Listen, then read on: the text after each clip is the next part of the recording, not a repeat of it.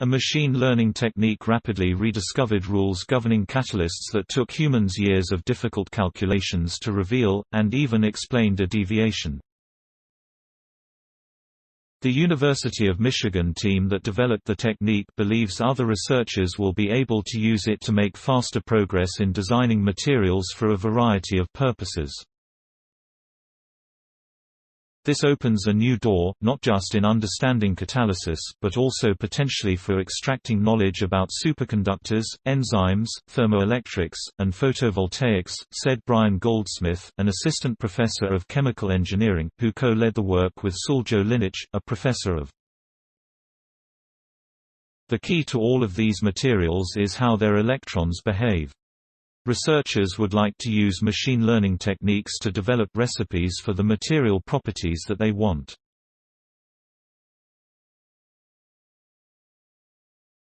For superconductors, the electrons must move without resistance through the material.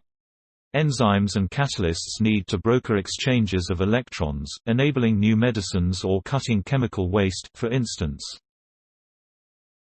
Thermoelectrics and photovoltaics absorb light and generate energetic electrons, thereby generating electricity.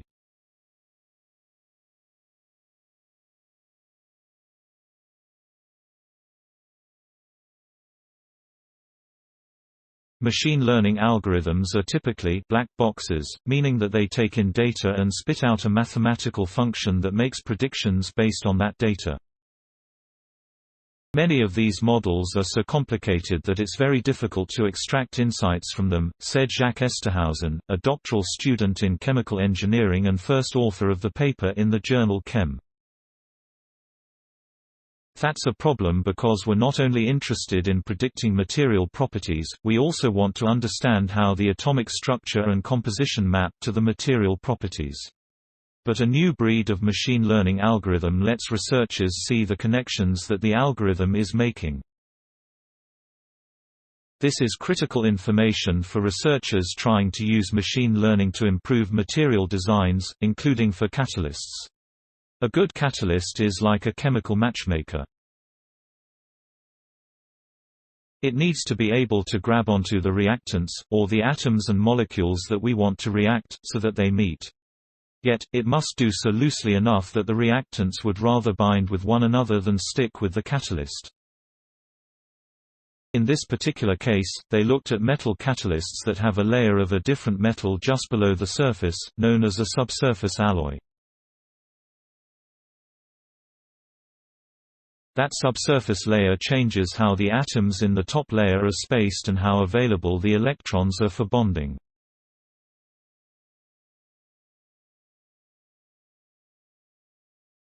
By tweaking the spacing, and hence the electron availability, chemical engineers can strengthen or weaken the binding between the catalyst and the reactants. Esterhausen started by running quantum mechanical simulations at the National Energy Research Scientific Computing Center.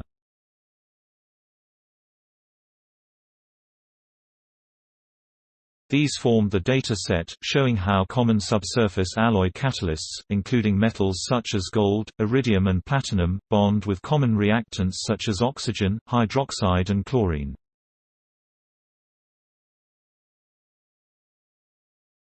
The team used the algorithm to look at 8 material properties and conditions that might be important to the binding strength of these reactants. It turned out that 3 mattered most. The first was whether the atoms on the catalyst surface were pulled apart from one another or compressed together by the different metal beneath. The second was how many electrons were in the electron orbital responsible for bonding, the d orbital in this case. And the third was the size of that d electron cloud. The resulting predictions for how different alloys bind with different reactants mostly reflected the D-band model, which was developed over many years of quantum mechanical calculations and theoretical analysis. However, they also explained a deviation from that model due to strong repulsive interactions, which occurs when electron-rich reactants bind on metals with mostly filled electron orbitals.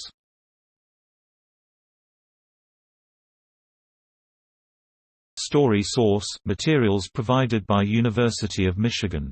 Original written by Kate McAlpine. Note: content may be edited for style and length. Please support my channel to grow by pressing subscribe button and the bell icon. We will notify you technological news. Thank you.